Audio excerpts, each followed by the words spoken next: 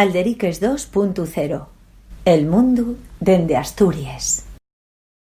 Sí, sabía. Y aparte eso, lo que dices, Faustino, efectivamente, non solo eso, falabas de la relación con Mohamed VI, el rey de Marruecos, todo esto del Sáhara Occidental, pero decimos que confirmó la Casa Real que agora Juan Carlos, el rei emérito, está nos Emiratos Árabes Unidos, pero lo que digo, esos monarques del Golfo Pérsico, de alguna manera entamó relaciones personales que dieron en negocios en forma rentables para el Borbón, ¿no? Para los Borbones, bueno, en este caso para el Borbón, y vamos a hablar ahora del FIU, pero quiero decirte que todo eso, y volvemos a lo que estás comentando, todo eso con el silencio cómplice de todo lo que lleva la prensa mayoritaria, pues que era intocable y que enterábamos más bien por la prensa extranjera que no por la prensa de aquí, que bueno, daban esa imagen del rey campechano, de mira mira cómo saluda, mira cómo salta el protocolo en el año 92 cuando les Olimpiades y como hay un bonachón, ¿no? Pero quiero decirte, ese silencio cómplice y todo lo que se está destapando ahora de rey comisionista,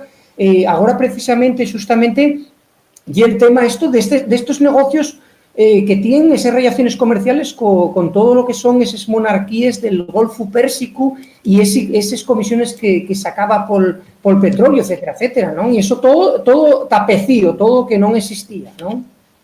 Claro, a ver, efectivamente la relación de Juan Carlos con las monarquías del Golfo bien ya de los años 70, en plena transición, cuando directamente Juan Carlos pisa y los Perres, bueno, para él y para fitar, digamos, el proceso de cambio político que está viendo en España. Por ejemplo, conservase también, bueno, que una carta al Shah de Persia, bueno, el Shah de Irán, digamos, Reza Pahlavi, que si ya no está, porque en el 79 quítanos de en medio la revolución, pero pidió y Perres para la UCD.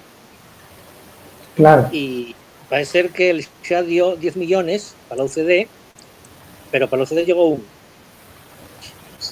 O sea que la comisión, bueno, la comisión fue curiosa, el 90% no está mal, pero bueno, también recibió perres de Saudí, recibió perres de otros, primero y era para fitar el proceso de cambio y después, bueno, efectivamente ya son los negocios directos, pues que si el petróleo que llegaba a España, pues con el tema del boicot de los años 70, cuando las monarquías petroleras se ponen dures y castiguen a los países de Europa Occidental por apoyar a Israel la guerra del Yom Kippur, entonces dicen estos, bueno, pues entonces nosotros, pues, déjanos el petróleo un poquitín baratín, y claro, hay una comisión también para el rey, pero es siempre un poco de cucho unos uñes. Claro, tú con eso, como diría el anuncio, tacita, pues tú vas amontonando claro. de perres.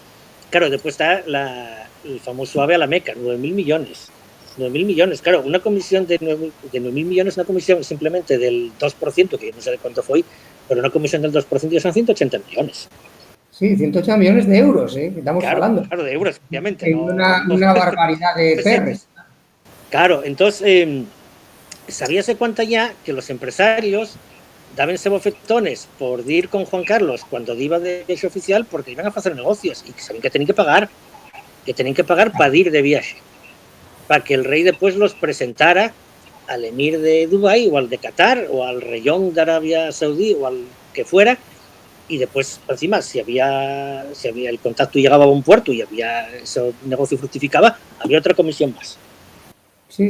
Claro, pero bueno, en realidad eran migallines porque el negocio que se generaba, por ejemplo, del AVE a la Meca, que tú comentas en el artículo que había vamos a decir, un discutinio fundamentalmente entre Francia, empresas francesas y empresas españoles, como ahí, quiero decirte, hay una migallina al monarca tampoco supón por todo el negocio que agarres posteriormente, ¿no? Digo, las empresas que van y por eso son tan combayones con lo que era el rey emérito, ¿no?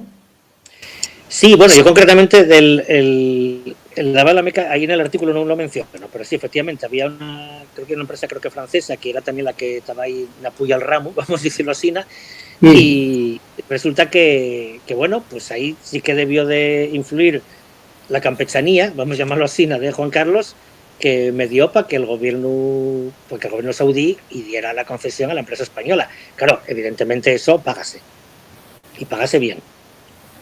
Y sí, un pastizal, claro, un carro de perres.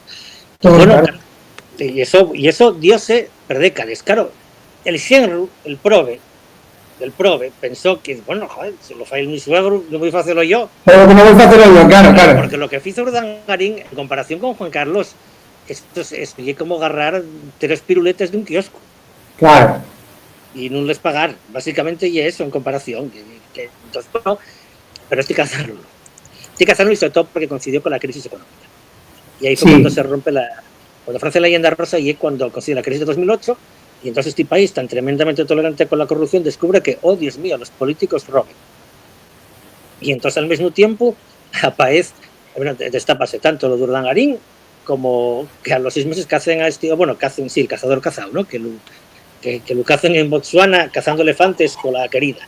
Sí, que tuvo que pedir, que ya era sorprendente porque tuvo que pedir disculpes, que ya era la primera vegada que un Borbón pedía disculpes. Esto estamos hablando eso, entama la crisis financiera internacional en 2008, y en el 2012 ya cuando France el Cadril en Botsuana, y ahí de alguna manera ya cuando entama eso, digo, de algo nunca visto, que ya que un Borbón pida disculpes en público, ¿no? Que estaba todo estudiado, ¿no?